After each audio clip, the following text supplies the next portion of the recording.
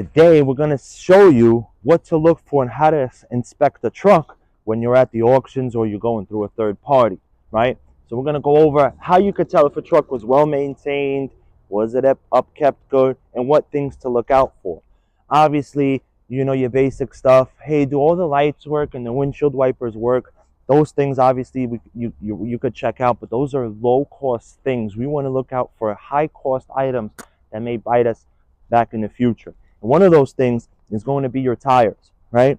You want to make sure that you have matching tires all the way around. That's how you're going to be able to tell if someone regularly changed them and they changed them as a pair, or somebody just patching up tires when one went bad. That's an easy way to tell if somebody really took care of the truck and brought it in and had the tires replaced, or did they just change tires as they went.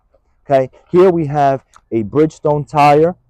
It's not the best tire, but it's evenly worn. So you want to check for your wear on your tires, because a tire can look good here on the outside, but on the inside, you're going to have a wear or a slight bend. And when you have that, that is a front end problem. That means your wheel alignment or anything else. When you have a flat tire like this, even though it may be not the best, but you know that the front end is good and it's well. Your hub is dry. You have a good you have a good name brand on there. Now, other things you guys are going to check for is your frame. Is your frame rusted? Was it repainted? Anything else? And you also want to take a look at your exhaust there. Is your exhaust filter clogged, rusted, or anything else?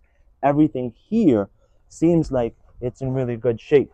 Now, these back tires. Here you could already tell that these are matching tires, right?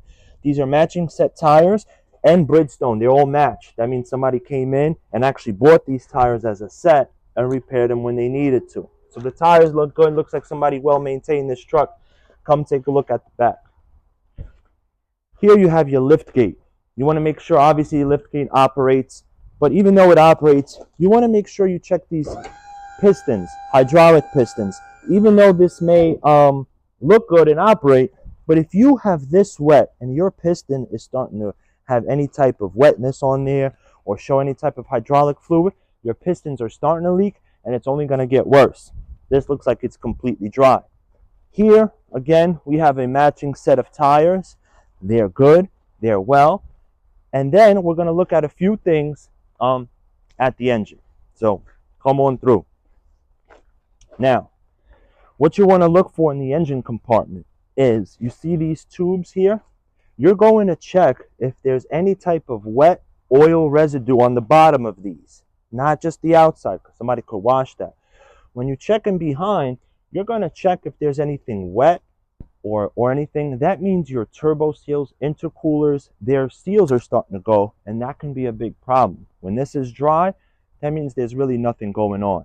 Obviously, your belts and all that stuff, that's low-cost items, so we're really not going to get into that, right?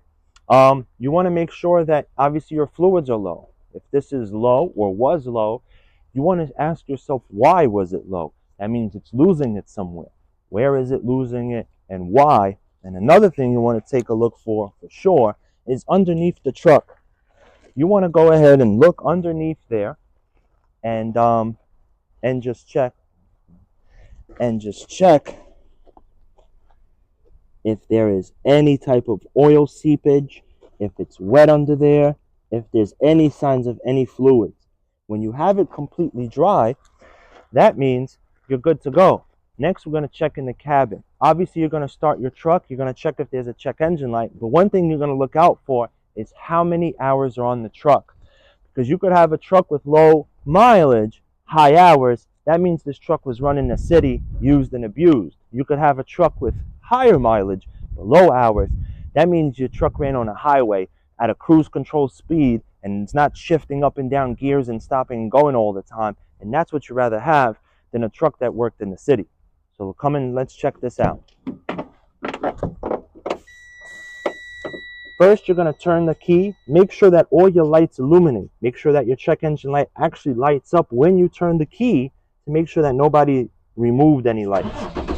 You're going to crank it. You're going to listen for sounds, if there's any whistling or anything.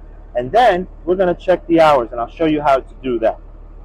So here we have the odometer. There's no check engine lights. Now, all of these have a button here that you're going to check hours, right? So now you have hours on here, and then you're able to tell how many engine hours this thing actually has, right? So as you go through, here's your hours. It has 7,000 hours and 260,000 miles on this truck. And then you're going to be able to check if there's any codes. If there's any codes inside of there, it's going to come up here. It says 0 faults. If it did have any, that means that it was there. Also, see this mileage? It says 130, right? 130,000 miles.